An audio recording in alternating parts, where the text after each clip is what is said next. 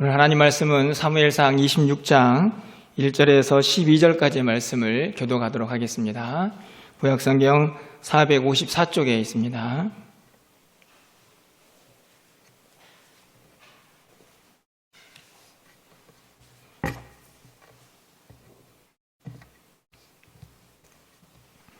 사무엘상 26장 1절에서 12절까지 교독하고 마지막 절은 함께 읽겠습니다.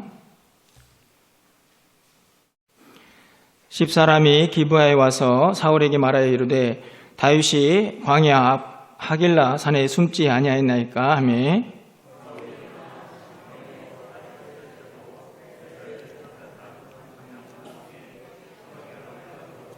사울이 광야 앞 하길라 산 길가에 진친지라 다윗이 광야에 있더니 사울이 자기를 따라 광야로 들어옴을 알고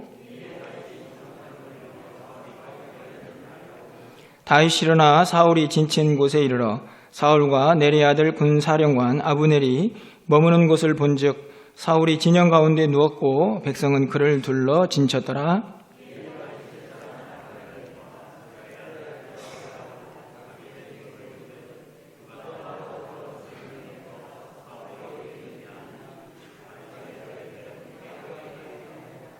다윗과 아비새가 밤에 그 백성에게 나아가 본즉 사울이 진영 가운데 누워 자고 창은 머리곁 땅에 꽂혀 있고 아브넬과 백성들은 그를 둘러 누웠는지라.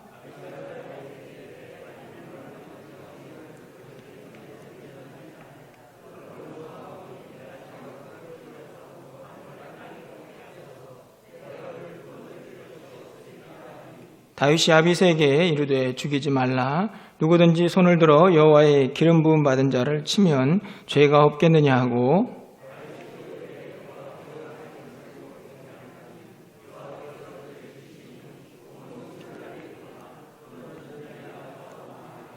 내가 손을 들어 여호와의 기름 부음 받은 자를 치는 것을 여호와께서 금하시나니 너는 그의 머리 곁에 있는 창과 물병만 가지고 가자 하고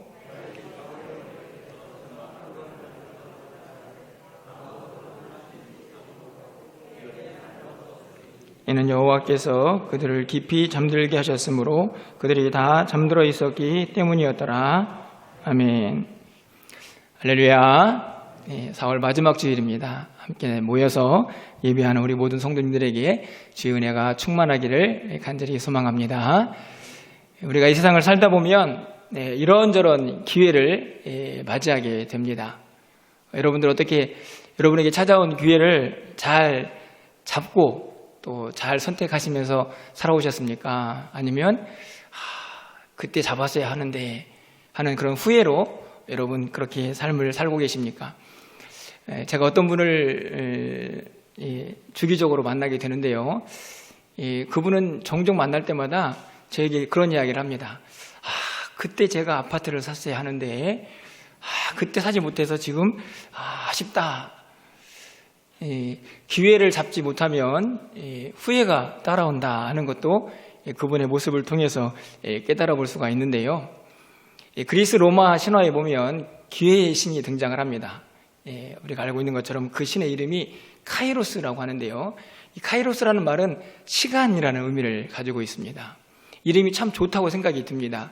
왜냐하면 기회라는 것이 아주 시간과 밀접하게 연관이 되어 있기 때문이죠.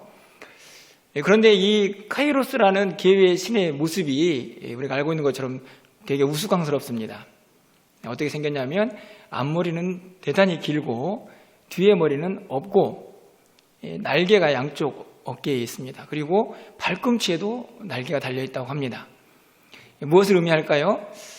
기회가 오면 잡아야 하는데 일단 잡지 못하면 빨리 지나가 버려서 뒤에는 머리가 없기 때문에 잡기가 무척 어렵다 하는 그 모습을 형상에다가 그대로 담고 있다고 합니다. 그만큼 기회가 찾아오면 우리는 그것을 잡고 싶은 마음이 우리 모두의 마음이 아닐까 생각을 합니다. 기회가 왔다는 말은 그 기회를 잡았다 하는 말은 결국 선택했다는 말이고 그 선택에는 결정이 따르기 때문에 결국 그 결과를 우리가 보게 됩니다. 여러분 기회라는 한자를 보시면 그 기자가 어떤 기자입니까? 갈림길, 분기점을 의미하는 기자입니다. 다시 말하면 기회가 왔을 때 그것을 탁 선택을 하고 잡게 되면 결국에는 어떤 갈림길에 놓여지게 된다 하는 것을 이야기를 하죠. 그만큼 기회가 중요하다는 것을 잘 드러내고 있는 것 같습니다. 그런데 여러분, 만약에 여러분에게 정말 이 기회는 꼭 잡아야 하는데 라고 생각되는 기회가 여러분에게 찾아왔습니다. 그런데 아무리 살펴봐도 이건 하나님의 뜻이 아닌 것 같다 라고 생각이 들었을 때 여러분은 어떤 선택을 하시겠습니까? 조금 더 예를 조금 더 구체적으로 들어보면요, 그 찾아온 기회가 여러분에게 지금 그 순간 너무너무나 필요한 일, 내가 지금 이 기회만 선택을 하면 지금 모든 상황이 다 바뀔 수 있는 파격적인 기회인데, 그런데 아무리 보아도 하나님의 뜻이 아니다 라고 생각이 든다면 여러분은 그 기회를 어떻게 하시겠습니까? 붙잡으시겠습니까? 아니면 버리시겠습니까? 네, 여러분들 몇 분이 버려야 한다 이렇게 자신 있게 말씀을 드렸는데요, 사실은 매우 어려운 일이죠. 상황이 절박하면 절박할수록, 그 상황이 긴박하면 긴박할수록 그 기회를 놓치기가 무척이나 어렵습니다. 그것이 우리의 모습이죠. 오늘 다윗이요, 자기에게 찾아온 기회는 어떻게 선택을 해야 하는지 말씀 속에서 우리에게 분명히 그 교훈을 잘 가르쳐주고 있다, 이런 생각이 들어서 서두에 기회와 선택에 대한 이야기를 여러분에게 나누었습니다. 오늘 본문을 좀 살펴보면요, 다윗이 사울을 피해서 계속 도망을 다니는데 10광야 하길라라는 산속에 머물러서 이렇게 숨어있는 그때를 기록하고 있습니다. 사울이 정예 용사 3,000명을 데리고 다윗을 또 쫓아왔습니다. 사울도 이제 진을 쳤겠죠. 다윗이 도대체 어떻게 진을 쳤나 궁금해서 정탐꾼을 보내었습니다. 그리고 나서 다윗이 자기 신하들에게, 자기를 따르는 사람들에게 나랑 함께 저 진영에 좀 가보자 그랬더니 아비새가 함께 가자 해가지고 둘이 오늘 본문에 보면 그 진영에 찾아갑니다. 갔더니 다 자고 있습니다. 그래서 때는 이때다 생각이 들었지만 다윗은 어찌된 일인지 그 사울의 처소에서 물병하고 창만 가지고 나오면서 사울을 그대로 살려줍니다. 다시 말하면 그 기회를 버리는 것이죠. 사실은 여러분의 대답처럼 쉽게 그 기회 버릴 수 있습니다 라고 생각이 들기도 하지만 다윗이 지금 어떤 모습으로 지금 이 도망자의 삶을 살고 있는지 좀 생각해 보면 사실 그 결정이 결코 쉽지 않았다는 것을 우리가 알 수 있습니다. 우리가 알고 있는 것처럼 다윗은요, 열심히 사울왕을 섬기고 전쟁터에 나가서 승승장구하죠. 사울이 그 마음속에 시기와 질투가 생겨나서요, 다윗을 계속 이유 없이 죽이려고 합니다. 도망쳤지요. 도망쳤는데요, 참 어려운 것은 무엇이었습니까? 이 자기를 쫓고 있는 사람이요, 단순하게 그냥 자기를 아는 정도의 사람이 아니고 이 이스라엘에서 절대 권력을 가지고 있는 왕이라는 사람입니다. 다시 말하면 무슨 일이든지 할 수 있는 사람이죠. 그러다 보니 다윗을 쫓고 있는 그 사울왕의 이 모습이요, 다윗에게 얼마나 큰 위협이 되었을까 우리는 쉽게 짐작할 수 있습니다. 언제 잡혀서 죽을지 모르는 상황이죠. 그런데요, 잘 피해가고 있습니다. 열심히 도망 다니고 있는데요, 다윗이 얼마나 힘들게 도망을 다니고 있는지 제가 사진 한 장을 어디서 구했는데요, 다윗의 도피 경로라고 이름이 지어져 있는 사진 한 장을 여러분에게 제가 보여드리도록 하겠습니다. 화면을 좀 보시면요, 잘 보이시는지 모르겠는데 그냥 이렇게 이해를 하시면 됩니다. 복잡하구나. 여러분이 보시면 좌측에 있는 푸른색 바다가 지중해고요, 그리고 땅 한가운데에 있는 그곳이 사해입니다. 그것을 기준으로 해서 좀 보시면 좌측에 가드라는 곳이 있습니다. 그 가드라는 곳은 블레셋 영토인데요, 다윗이 도망을 쳤습니다. 이스라엘 안에서는 도저히 살 수가 없어서 적국인 블레셋으로 도망을 갔습니다. 가드라는 곳에 아기스라는 왕이 있었는데요, 그때 그가 그곳에서 어떤 모습을 취하는지 사무엘상 21장 3절에 이렇게 13절에 이렇게 기록을 하고 있습니다. 그들 앞에서 그의 행동을 변하여 미친 채 하고 대문짝에 그적거리며 침을 수염에 흘리매. 우리가 잘 알고 있는 본문이죠. 다윗이 그 위기를 모면하고자 생명을 구걸하고자 미친 연기를 하고 있습니다. 블레셋의 대장군인 골리앗을 물리쳤던 그 위풍당당함은 다 사라지고 생명을 구걸해야 했기 때문에 미친 척하고 침도 흘리고 대문짝을 극적거리는 다윗의 모습을 볼 수 있습니다. 그의 마음이 얼마나 비참했을까요? 그곳을 빠져나와서요, 그가 머문 곳은 굴입니다. 숨어야죠. 아둘람 굴에서 또 그를 따르는 무리들과 함께 거기서 생활을 하죠. 그러다가 도저히 이 부모들을 계속 데리고 도망 다닐 수가 없어서 모압이라는 곳에 도달하게 됩니다. 사진을 다시 한번 보시면 모압은 어디입니까? 사해를 건너간 오른쪽이죠.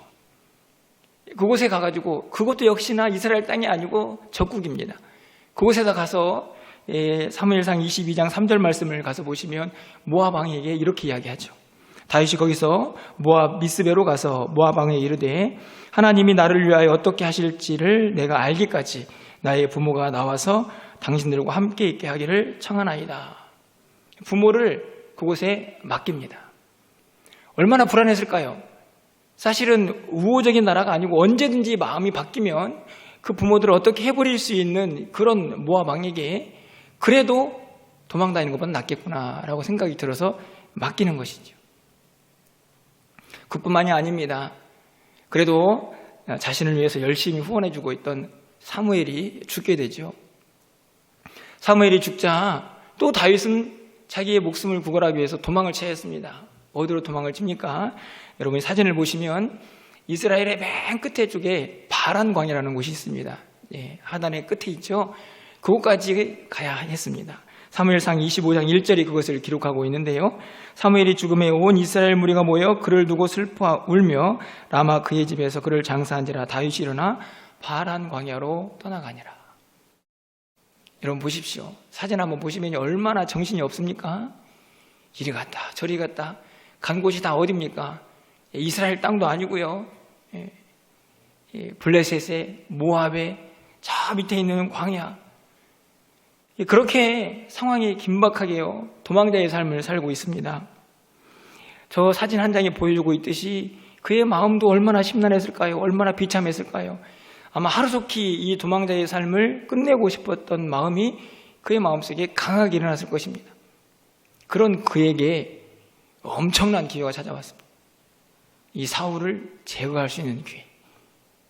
너무나 완벽한 기회. 그 기회가 찾아왔습니다. 사람들은 이런 기회를 뭐라고 하냐면 천재이루라고 하더라고요. 무슨 말입니까? 1000번에 한 번 찾아올까 말까 한 기회. 이 기회가 다윗에게 너무나 크게 다가왔던 이유는 그가 처한 절박한 상황 때문입니다. 부모도 모압 땅에 맡기고 가드에서는 자기 목숨을 구걸하기 위해서 미친 척하고 광야에서 음침한 동굴에서 그렇게 사람들과 함께 살았습니다. 자기 혼자는 어떻게 버텨보겠는데 자기를 따라다니는 많은 사람들, 그들은 또 무슨 죄입니까? 이 순간, 이 기회, 내가 이 기회를 잡으면 모든 상황이 순식간에 바뀌어질 수 있는 정말 천재이루의 그런 기회가 그에게 찾아온 것입니다. 오늘 본문이 그것을 기록합니다. 그렇게 십광야 이 하길라에 진치고 있는 사울에게 찾아갔습니다. 다 잠들고 있었습니다. 오늘 26장 7절에 그렇게 기록을 하고 있죠. 다윗과 아비새가 밤에 그 백성에게 나아가 본즉 사울이 진영 가운데 누워 자고 창은 머리가 땅에 꽂혀 있고 아브넬과 백성들은 그를 둘러 누웠는지라. 모습이 연상이 되시죠? 진영 한가운데에 당연히 왕이 있겠죠. 그를 보호해야 하니까. 그런데 중요한 건 뭐냐면 다 같이 누워 자고 있었습니다. 그때 8절에서 아비새가 이렇게 이야기합니다. 우리 아비새의 이야기는 함께 좀 읽어보도록 하겠습니다. 사무엘상 26장 8절입니다. 읽겠습니다. 아비새가 다윗에게 이르되 하나님이 오늘 당신의 원수를 당신의 손에 넘기셨나이다. 그러므로 청하오니 내가 창으로 그를 찔러서 단번에 땅에 꽂게 하소서. 내가 그를 2번 찌를 것이 없으리이다 하니. 아멘. 함께 갔던 아비새가 이 다윗에게 이렇게 이야기합니다. 야, 이거 분명히 하나님이 주신 기회입니다. 예, 이 기회를 잡아야 합니다. 다윗은 그냥 가만히 계십시오. 제가 다 알아서 해결하겠습니다. 저거 한 번이면 끝납니다.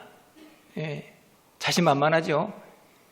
예, 사실은 다윗은 이제요, 자기 손으로 피를 묻히지 않아도 아비새가 다 알아서 해줄 겁니다. 하나님께서 뭐라고 하면 제가 죽였어요. 이렇게 말하면 될 수 있는 상황이죠. 예, 그런데요, 이 다윗이 어떻게 합니까? 그러지 마라. 그리고 한다는 일이 12절 말씀을 보면 창과 물병만 가지고 나옵니다. 그런데요, 더 중요한 것이 있습니다. 이 기회가 첫 번째 기회가 아니었다는 것이죠. 사무엘상 24장으로 가보면요, 엔게디 광야에서 다윗은 또 한 번의 엄청난 기회를 먼저 맞았던 기록이 있습니다. 어떤 기록인가요? 그가 동굴에 숨어 있는데 이 사울이 볼 일이 급해가지고 꼭 그 동굴 속으로 들어온 겁니다. 그 내용을 사무엘상 24장 4절이 이렇게 기록을 하고 있습니다. 제가 읽어드리겠습니다. 다윗의 사람들이 이르되 보소서, 여호와께서 당신에게 이르시기를 내가 원수를 내 손에 넘기리니 내 생각에 좋은 대로 그에게 행하라 하시더니 이것이 그날이니이다 하니 다윗이 일어나서 사울의 겉옷자락을 가만히 베니라. 다윗이 동굴에 숨어 있는데요, 그 앞에 사울이 찾아왔습니다. 주변 사람들이 이야기합니다. 야, 이날입니다, 이날. 사울을 제거할 수 있는 절호의 기회가 드디어 찾아왔습니다. 그런데 다윗이 어찌된 일인지 사울의 겉옷만 살짝 잘라내고는 사울을 다시 살려보냅니다. 이게 첫 번째 기회고요. 또 동일한 기회가 오늘 26장에 또 찾아온 것이죠. 보통 이쯤 되면 어떤 생각이 들까요? 첫 번째 기회를 흘려보냈는데 똑같은 상황이 나타났구나. 이거 정말 하나님이 주신 기회구나 라고 생각하기에 충분한 상황이 펼쳐지고 있는 것입니다. 그동안에 쫓겨다니고 두려워하고 고통스러웠던 모든 도망자의 생활을 생각만 한다고 하면 절대로 놓칠 수 없는 기회죠. 그 기회를 잡아야 했습니다. 사울을 제거해야 했습니다. 그럼 모든 상황이 다 바뀌어질 것이고, 다윗은 자기를 추종하는 사람들과 함께 예루살렘에 가가지고 왕이 될 수도 있는 그런 절호의 기회가 찾아온 것이죠. 그런데 다윗은 또 옷자락만 뺍니다. 그리고 그 본문에 가서 보시면 그것마저도 내가 괜히 옷자락을 잘랐구나, 또 후회하는 다윗을 볼 수 있습니다. 회개하죠. 그런데요, 저는 이 다윗을 보다가 문득 누가 떠올랐냐면 요나가 떠올랐습니다. 요나. 잘 아시죠? 구약 성경에서 하나님께서 니느웨로 가가지고 그 백성들이 얼마나 심각한 죄를 지었는지 회개를 선포해라 라고 니느웨로 갈 것을 하나님께서 말씀하십니다. 그런데 요나는 절대 가고 싶지 않았죠. 그래서 다시스로 가려고 합니다. 그래서 요나서 1장 3절 말씀을 가서 보시면 어떻게 기록이 되어 있습니까? 요나가 여호와의 얼굴을 피하려고 일어나 다시스로 도망하려 하여 욥바로 내려갔더니 마침 다시스로 가는 배를 만난지라. 저는요, 왜 이 본문이 떠올랐냐 하면 이 요나에게도 기회가 찾아온 것이죠. 어떤 기회예요? 니느웨로 가지 않고 다시스로 갈 수 있는 기회가 찾아왔습니다. 그의 마음은 이미 니느웨가 아니고 다시스로 가고 싶었는데 마침 그때 다시스로 가는 배가 욥바 항구에 머무르고 있었습니다. 기회다. 요나는 어떻게 했습니까? 그 기회를 잡습니다. 선택하죠. 그래서 어떻게 됐나요? 결국 물고기 뱃속에서 3일을 보내게 됩니다. 하지만 오늘 다윗을 보십시오. 분명히 제가 보기에는 요나보다 훨씬 더 절박한 상황인데 그럼에도 불구하고 자기에게 찾아온 이 기회를 포기해버립니다. 발로 차버리죠. 여러분 어떠신가요? 여러분 같으면 이 상황 속에서 어떤 선택을 하시겠습니까? 질문을 좀 바꿔서요. 다윗은 왜 이런 선택을 할 수 있었을까요? 왜 그렇게 찾아온 그런 절호의 기회, 천재 일우의 기회를 다윗은 왜 발로 차버리고 있는 것입니까? 그에게는 그 기회를 잡을 것인가 말 것인가 하는 분명한 기준 두 가지가 그에게 있었기 때문입니다. 그가 나누는 대화 속에서 우리는 그 두 가지를 발견할 수 있는데요. 첫 번째로는 바로 하나님의 말씀입니다. 여러분 오늘 본문에 있는 9절 말씀을 좀 가서 보실까요? 우리 9절 말씀은 함께 좀 읽어보도록 하겠습니다. 오늘 9절입니다. 다윗이 아보스에게 이르되 죽이지 말라. 누구든지 손을 들어 여호와의 기름 부음 받은 자를 치면 죄가 없겠느냐. 다윗이 생각했습니다. 이 사람은 분명히 하나님께서 기름 부음 한 사람, 기름 부음 받은 자죠. 하나님으로부터 기름을 부음 받았습니다. 그 사람을 치면 죄가 없겠느냐. 다시 말하면 그건 죄다. 그런데 여러분, 우리가 말씀을 통해서 알고 있듯이 우리에게 죄는 어떤 것입니까? 죄의 기준은 뭘까요? 하나님의 말씀에 불순종하는 것이죠. 하나님으로부터 기름 부음 받은 자를 자신의 소로 치는 것이 다윗은 죄라는 사실을 알고 있었습니다. 다시 말하면 하나님이 그것을 금하신다는 것을 알고 있었던 것이죠. 그 기록이 바로 이어지는 11절 상반절에 기록이 되어 있습니다. 내가 손을 들어 여호와의 기름 부음 받은 자를 치는 것을 여호와께서 금하시나니. 하나님이 그렇게 하지 말라고 이미 말씀하셨습니다. 그래서 그것을 범하면 죄입니다. 나는 그것을 알고 있습니다. 라는 고백이죠. 사무엘상 24장 6절에서 동일한 내용이 기록되어 있습니다. 자기 사람들에게 이르되 내가 손을 들어 여호와의 기름 부음 받은 자를 기름 부음 받은 내 주를 치는 것은 여호와께서 금하시는 것이다.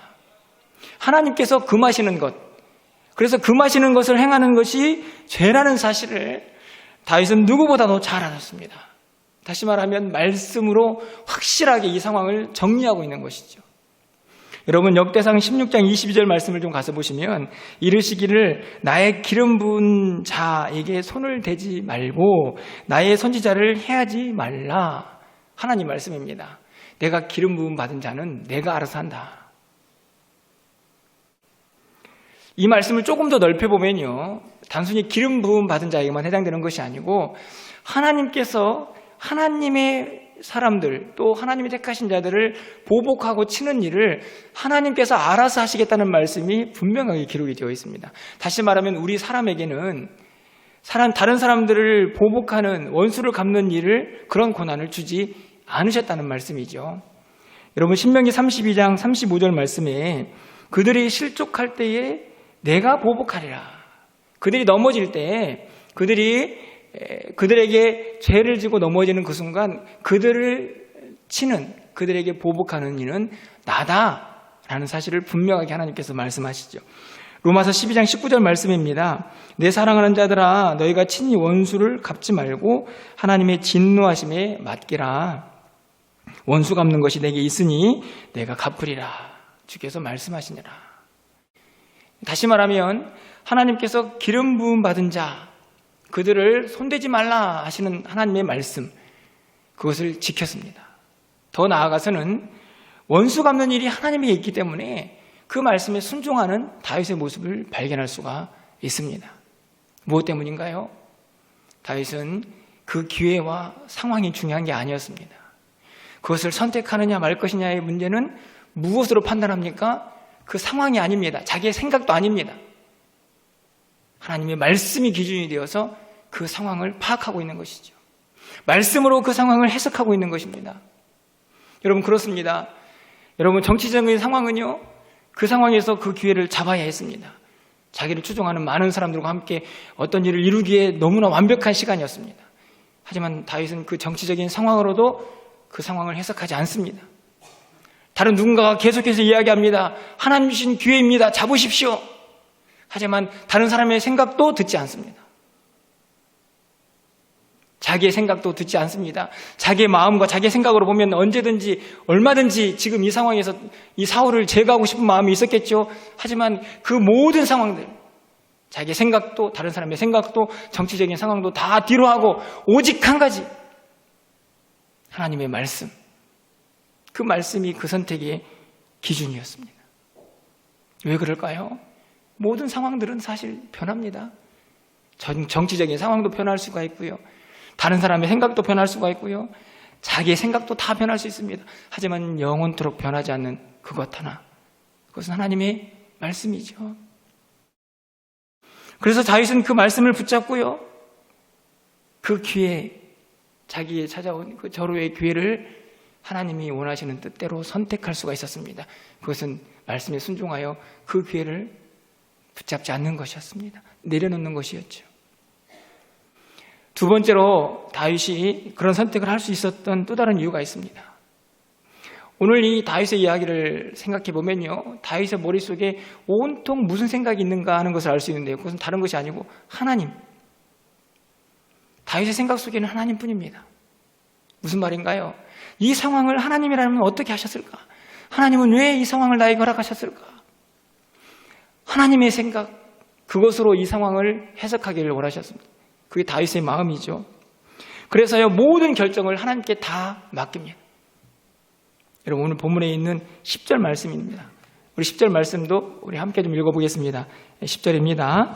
다윗이 또 이르되 여호와께서 살아계심을 두고 맹세하노니 여호와께서 그를 치시리니 혹은 죽은 날이 이르거나 또는 전장에 나가서 망하리라. 이 본문을 잘 보시면요, 다윗이 이 기회를 내려놓는 이유가 있습니다. 하나님이 살아계시다. 믿으십니까? 하나님이 살아계시다. 이 모든 상황을 다 보고 계시다. 그리고 이야기하죠. 하나님이 그를 치실 것이다. 하나님의 뜻이라면. 그런데 그 뒤에 이야기가 더 기가 막힙니다. 죽을 날이 이르거나 전장에 나가서 망하거나. 여러분, 죽을 날이 이른다는 말이 무슨 이야기인가요? 자기의 연수대로 다 살다 죽는 겁니다. 예. 그럼 어떻게 되는 것이죠? 다윗은 계속 도망다녀야 합니다. 그래도 괜찮습니다. 하나님이 살아계시니까요, 하나님이 뜻대로 하시겠죠. 저 사울이 자기의 연수를 다 하고 죽든 전쟁터에 나가서 죽든 하나님의 뜻입니다. 저는 그냥 다 맡기렵니다. 얼마나 위대한 신앙의 고백입니까? 여러분, 23절 말씀을 좀 가서 보시면 여호와께서 사람에게 그의 공의와 신실을 따라 갚으시리니, 다윗은 분명히 알고 있었습니다. 하나님의 신실하심, 그의 공의에 따라서 하나님이 다 갚아주실 것이다. 첫 번째 기회가 왔던 엔게디에서도 동일한 이야기를 하죠. 사무엘상 24장 12절 말씀입니다. 여호와께서는 나와 왕 사이를 판단하사. 결국 사울과 다윗 사이에 누가 그 일을 판단하고 누가 보고 계십니까? 하나님, 살아계신 하나님. 그 하나님이 모든 상황을 판단하셔서 하나님이 다 알아서 해결하실 것이다.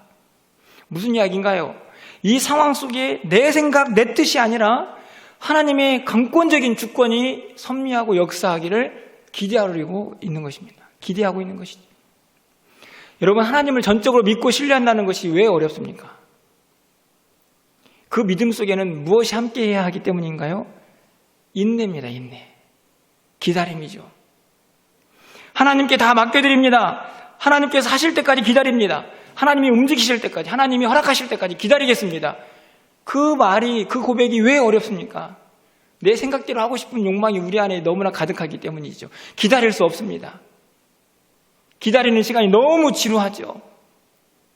여러분, 오늘 10절에서 다윗이 고백하고 있는 것처럼 죽을 날이 이를 때까지, 사울이 자기 연수를 다 하고 죽는다고 하면 계속 도망다녀야 하는데 그 시간이 언제인지도 알 수 없는데 그래도 다윗은 고백하죠. 하나님이 알아서 하십시오. 실제적으로요, 이렇게 기도하고 고백을 했지만 이 뒤에 이어지는 사건들을 보면 계속해서 다윗은 도망다닙니다. 시글락이라는 곳에 가서는 이 자기를 따르는 사람들이 다윗을 죽이자라고 이야기하는 그런 어려움도 직면하게 됩니다. 이렇게 신앙 고백을 했다고 해서 당장 하나님께서 어떤 역사를 이루어 가시는 것도 아니었습니다. 여전히 그는 도망자의 신세였습니다. 그래도요, 다윗은 알고 있었습니다. 하나님은 살아계시고 하나님이 이 모든 상황을 보고 계시고, 그래서 나는 기다릴 거야.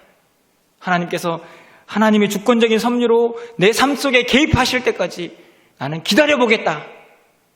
이게 지금 다윗이 이 기회를 내려놓을 수 있는 이유입니다. 여러분, 출애굽기 40장에 가보면요, 이스라엘 백성들이 광야 생활을 어떻게 했는지를 기록하죠. 40장 36절 37절 말씀입니다.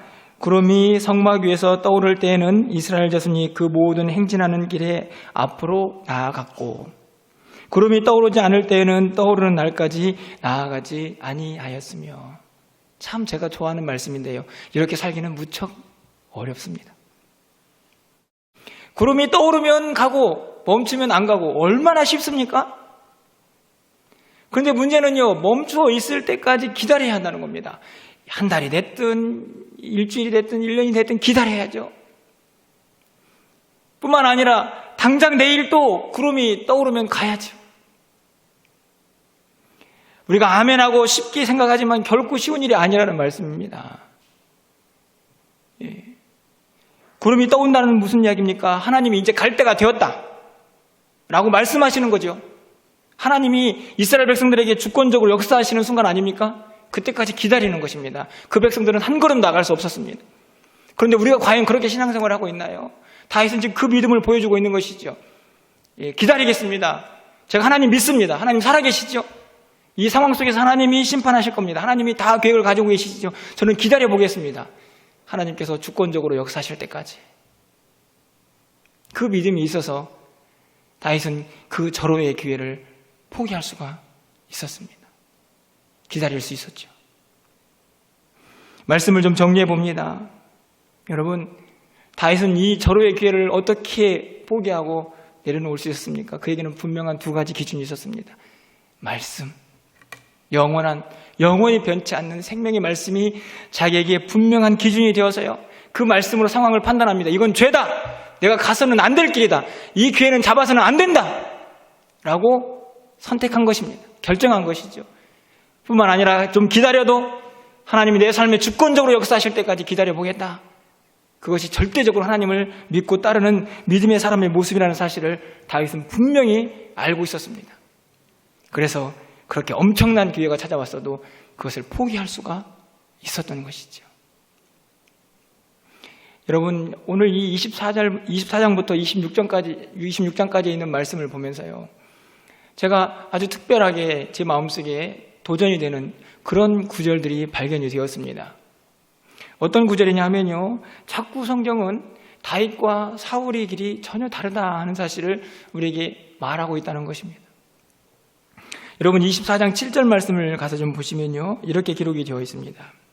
다윗이 이 말로 자기 사람들을 금하여 사울을 해하지 못하게 하니라. 사울이 일어나 굴에서 나가 자기 길을 가니라. 자기 길을 가니라. 되게 일반적인 이야기죠. 굴에서 나가가지고 이제 자기 길을 가는 것 아닙니까? 말 그대로죠. 문자 그대로입니다. 그런데 이 본문이 또 나옵니다. 24장 22절에 보면 다윗이 사울에게 맹세하며 사울은 집으로 돌아가고 다윗과 그의 사람들은 요새로 올라가니라. 이것도 그냥 각자 갈 길을 가는 겁니다. 사울은 집으로 가고 다윗은 요새로 가고. 그런데 여러분, 오늘 26장 25절 하반절 말씀을 또 가서 보시면 다윗은 자기 길로 가고 사울은 자기 곳으로 돌아가니라. 계속해서 성경은 사울과 다윗이 전혀 다른 길을 가고 있다는 것을 분명하게 보여주지요. 물론 문자적으로 그냥 각자 길을 갔다라고 해석할 수 있지만 저에게 도전이 되는 것은요, 그렇죠, 다윗과 사울의 길은 완전히 다른 길입니다. 사울의 길은 어떤 길인가요? 미움과 시기와 질투와 증오가 가득한 길, 그리고 자기의 생각과 자기의 고집대로 하고 싶은 대로 다 하는 그의 삶, 그의 길이죠. 뿐만 아니라 결국 그의 길이 어떤 길입니까? 죽음의 길이죠. 죽음의 길. 그런데요, 다윗은 어떤 길인가요? 생명의 길입니다. 자기의 생각이 아닌 하나님의 뜻, 말씀의 기준으로 해서 그대로 살아가는 하나님이 원하시는 길이지요. 뿐만 아니라요, 그들 안에, 그 다윗의 마음속에 용서와 화해의 마음이 함께하고 있는 것을 볼 수가 있습니다. 진심으로. 그렇게 다윗을 쫓아 죽이고 싶어 했던 사울을 계속해서 국률하게 여기죠. 어디에서 그것을 볼 수 있습니까? 다윗이요, 결정적인 기회를 잡지 않습니까? 엔게디 광야 굴에서도, 그리고 오늘 이 십광야에서도. 그런데 여러분 어떻게 하고 있습니까? 그냥 사울을 돌려보내지 않고요, 뭔가 하나를 취하죠. 엔게디 광야 굴에서는 사울의 옷자락을 자르고요. 그리고 오늘 본문에서는요, 사울이 자고 있는 머리맡에 물병과 창을 가지고 나옵니다. 왜 가지고 나왔을까요? 말씀을 보면요, 사울에게 보여주기 위한 것인 겁니다. 무엇을 의미합니까? 내가 당신을 얼마든지 해칠 수 있는, 죽일 수 있는 시간이 나에게 있었습니다. 하지만 제가 그렇게 하지 않았습니다. 그러면서 뭘 요구하는 겁니까? 국류를 원합니다. 국류. 그러니까 그 마음속에 있는 미움과 증오를 버리고요, 좀 다윗을 사랑하고 다시 용서하는 화해의 장을 만들고 싶은 그 마음이 오늘 다윗 속에, 그의 삶 속에 그대로 드러납니다. 실제적으로 오늘 본문에 있는 26장 25절 상반절 가서 보시면 사울이 다윗에게 이르되 내 아들 다윗아 내게 복이 있을지로다. 일시적이지만요, 이 사울이 다윗의 복을 빕니다. 다윗의 마음을 어느 정도 이해한 것이죠. 나중에 우리가 알다시피 사울도 요나단도 죽습니다. 그때 다윗이 어떻게 할까요? 사무엘하 1장에 가서 보시면 다윗이 이 두 사람을 위해서 슬픈 노래를 지어서 백성들에게 부르게 합니다. 그리고 두 사람을 기억하라고 이야기하죠. 원수 아닙니까? 자기에게 얼마나 큰 고통을 주면서 자기를 쫓아다니던 사람입니까? 잘 죽었다 이런 생각이 들 텐데 슬피 울면서요, 백성들에게 그 슬픔을 함께 나누자고 조가를 불러서 부르게 합니다. 진심이었던 거죠. 진심으로 다윗의 마음속에는 용서와 긍휼의 마음이 있었던 것입니다. 다윗에 가는 길입니다. 그 마음이 오늘 이 다윗에게 찾아온 정말 놓칠 수 없는 그 기회를 과감하게 포기할 수 있는 그 상황으로 그를 이끌어 갔던 것이지요. 다윗의 길과 사울의 길은 분명히 달랐습니다. 저는 생각합니다. 하나님 우리에게 어떤 길을 원하실까요? 사울의 길입니까? 다윗의 길입니까? 다윗의 길일 것입니다. 생명의 길, 용서의 길, 화해의 길, 내 뜻이 아니라 하나님의 뜻을 묻고 하나님이 원하시는 그 길을 우리에게 가기를 원하시는 것이죠. 세상 사람들은 여전히 사울의 길을 가고 있습니다. 하지만 믿는 우리들은 분명히 다윗의 길을 가야 한다고 하나님께서 우리에게 말씀을 하시는 것이죠. 하나님의 뜻을 붙잡고 하나님 원하시는 그 길을 우리에게 가기를 원하고 계신다는 말씀입니다. 여러분은 지금 어떤 길을 가고 계시나요? 말씀을 맺으려고 합니다. 여러분에게 찾아온 기회, 그 기회를 잡지 마십시오 라고 드리는 말씀이 아닙니다. 그렇게 기회가 찾아와도요, 아무리 절박한 상황에서 이 기회가 나에게 절대적으로 필요하다고 생각이 들지라도 검사를 하시란 말씀입니다. 무엇으로요? 하나님의 말씀으로. 이게 하나님의 뜻인지, 말씀에 비추어봐서 이것을 선택하는 것이 혹시 죄가 되는 것은 아닌지, 그리고 하나님께 맡기셔야 합니다. 좀 기다림이 있어도 하나님의 뜻이 아니라면 하나님께서 주권적으로 내 삶에 역사하실 때까지 기다려 보겠습니다 라는 믿음이 있어야 한다는 말씀입니다. 여러분 그 기준을 가지고 여러분 사울의 길이 아니라 다윗의 길을 걸어갈 수 있는 저와 여러분이 되었으면 좋겠습니다. 여러분 많은 사람들이요, 그래요, 저는 좋은 길, 하나님이 원하시는 길을 선택하고 싶습니다. 하나님의 뜻을 그런데 잘 알 수가 없어요. 이렇게 말하는 분들 많이 보았습니다. 그런데 여러분 솔직히 한번 생각해 보십시오. 정말 하나님의 뜻을 몰라서 우리가 어떤 선택하는데 어려움이 있습니까? 물론 그럴 수도 있겠지만요. 저는 대부분의 경우에 이미 하나님께서는요. 이 66권의 말씀을 통해서 우리에게 엄청난 선택의 기준들을 다 가르쳐 주셨습니다. 근데 왜 선택이 어렵습니까? 왜 찾아온 기회를 쉽게 포기하지 못할까요? 분명히 말씀 앞에서 죄라고 생각이 드는데도 내 욕심을 버리지 못하기 때문입니다. 하나님의 말씀대로 하나님이 내 삶에 전폭적으로 개입하실 때까지 기다릴 용기가 없는 것이죠. 그냥 내 생각대로 하고 싶은 마음이 내 안에서 일어나기 때문에 결국 하나님의 뜻을 기다리지 못하는 것입니다. 여러분 꼭 기억하십시오. 오늘 이 두 가지 말씀, 우리 삶에 말씀이 기준이 되어야 한다. 그리고 하나님의 때를 기다리며 하나님 앞에서 인내할 때에, 하나님 앞에 전폭적인 신뢰와 믿음을 보여줄 때에 하나님은 내 삶에 간섭하실 것이다. 하나님은 살아계시기 때문이다. 라는 그 믿음을 가지고 여러분 모두가 하나님이 원하시는 길, 주어진 모든 기회 속에서 하나님이 원하시는 선택을 하며 그런 결정들을 내리고 승리하며 살아갈 수 있는 저 여러분 되시기를 주님의 이름으로 축원합니다.